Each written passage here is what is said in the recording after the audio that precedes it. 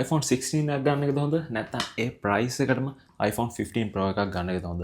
මේ දෙකේ තියෙන මොනවද ඩිෆරන්සස්? මම මේ වීඩියෝ එක කරන වෙලාවේ සාමාන්‍ය ප්‍රයිස් එක කියන්නේ iPhone 16 එක iPhone 15 Pro base model වලයි සාමාන්‍ය රුපියල් ලක්ෂ 2 විතර. ඉතින් සමහරක් විට මේ වීඩියෝ එක ටිකක් පරණ වෙලා බලනවා නම් ඒ වෙනකොට ප්‍රයිස් එක චේන්ජ් වෙලා වෙන්න පුළුවන්. හැබැයි ඔය දෙකම එකම ප්‍රයිස් රේන්ජ් එකේ යන්නේ. ඉතින් ඇත්තට මොකක් ගන්න එකද හොඳ කියලා මම ටක් ගාලා මේ වීඩියෝ එකෙන් එක්ස්ප්ලেইন කරන්න මගේ ඔපිනියන් එකේ හැටියට. අපි මුලින්ම performance එක ගත්තා. ඒ කියන්නේ chip එක මොකක්ද කියලා. ඇත්තට මේක නම් ලොකුවට කන්සිඩර් කරන්න දෙයක් නැහැ. මොකද දැන් ඔය අලුතෙන් එන හැම iPhone එකක්ම අපිට හොඳට යූස් කරන්න පුළුවන්. එහෙම ලැග් වෙන්නේ නැහැ. ඉතින් අපි ඕවරෝල් ගත්තොත් iPhone 16 එකට එන අලුත් chip එක. ඉතින් නිකන් අප්ඩේට් වයිස් ගත්තොත් iPhone 16 එක එතකොට දිරනවා. එතකොට අපි මේ මටීරියල් එක ගමු. නිකන් බිල්ඩ් ක්වොලිටි එක එහෙම ගත්තොත් iPhone 15 Pro එක මම හිතන්නේ දෙනවා මොකද ඒක titanium build එකක් තියෙන හින්දා. iPhone 16 එකේ තියෙන aluminium frame එකක්. ඒ වගේම iPhone 15 series එකට මාර මිනිස්සු ආසයි. ඒකේ ඔය ස්පෙෂලි ඔය titanium build එක හින්දා. ඊළඟට අපි display එක ගැන කතා කරමු. display එකේදී iPhone 16 එකේදී තියෙන්නේ 60Hz display එකක්. එතකොට iPhone 15 Pro එක ගත්තොත් ඔගේ 120Hz display එකක් තියෙනවා. එතකොට size එක ගත්තොත් නම් එකමයි 6.1 inches. හැබැයි ඉතින් බය වෙන්න එපා මොකද 60Hz 120Hz ඔය ෆෝන්ස් දෙකක් මෙහෙම එක ළඟ තියලා කම්පෙයාර් කරොත් ඇරෙන්න ඕක හොයන්නම් බැරි තරම්. එතකොට කැමරා වයිස් ගත්තොත් ඉතින් iPhone 15 Pro එකක් එක්කන අපි 16 එක කම්පෙයාර් කරන්නේ. ඉතින් 15 Pro එක Pro model එකකින් ඒ කියන්නේ professional model එකකින් Pro RAW, ProRes, log video වගේ options හම්බෙනවා. ඒ වගේම specially 3x telephoto lens එකක් හම්බ වෙනවා. ඔයාලට ඉතින් telephoto lens එකක් ඕන ඔයාලට ගොඩක් zoom කරන්න ඕන නම් අනිවාර්යයෙන්ම ඔයාලට යන්න ඕනේ 15 Pro එකට. ඒ වගේ මේ 15 Pro එකේ USB 3 transfer speed එකක් හම්බ වෙනවා. ඔය හැමතිස්සෙම hard එක use කරන්න කියනවා. ඒ කියන්නේ ඔයාලා external hard drive එකක් තියාගෙන ඉන්නවනම් external storage එකක් විදියට. අන්න එහෙමනම් 15 Pro එකට යන එක හොඳයි. එහෙම කියලා මේ 16 එකේ ගොඩාක් slow නැහැ. හැබැයි 16 එකේ සාමාන්‍ය USB 2.0 එතකොට 15 Pro එකේ USB 3.0 ඉතින් ටක් ගාලා data transfer වෙනවා.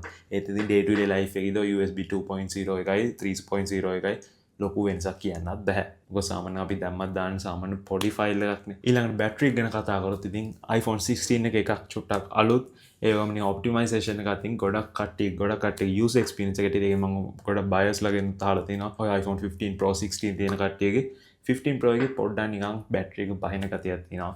ඒක ඉතින් ටිකක් normal මොකද ඒකේ performance එක ටිකක් වැඩි හින්දා. ඉතින් battery wise ගත්තොත් iPhone 16 එකේ battery එක චුට්ටක් වැඩි. ඒ වගේම තව දෙයක් camera action button එක තියෙනවා මේ iPhone 16 එකේ 15 Pro එකේ නෑ මොකද ඒ camera action button එක ආවේ iPhone 16 series එකේ ඉඳන්.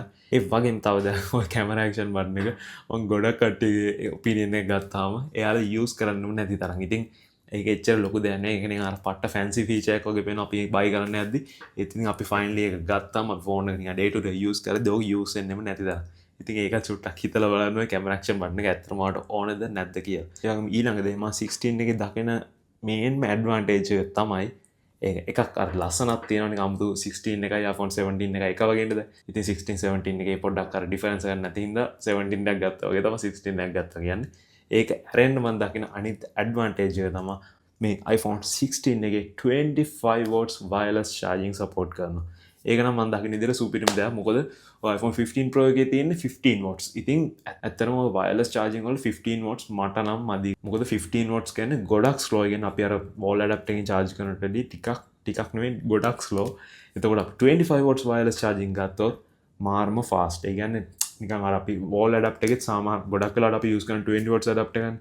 ඉතින් ඒකට වැඩිය fast. හැබැයි එකම දේ වගේ power bank එකත් අනිවාර්යෙන් 25 watts support කරන්න ඕනේ. power bank එකක් ගත්තත් අනිවාර්යෙන් බලන්න ඒ power bank එකේ box එක නෙමෙයි 25 watt wireless charging support කරනවාද කියලා ඒකේ specifications වල තියෙනවාද කියලා. ඉතින් ඔයාලට wireless power banks ඕනේ නම් මගේ technology.lk එකේ website එකේ තියෙන පොඩි ad එකකුත් ඒකම දැම්මා. ඉතින් finally මම summary එකක් විදිහට කියන්න මේ දෙකෙන් මොකද්ද හොඳ ඔයාට කියලා. ඔයා හිතන්නකෝ මොන හරි professional වැඩනවා ගොඩක් content creation වලට නම් ගන්න මට හිතෙනවා iPhone 15 Pro එකට යන එක හොඳයි.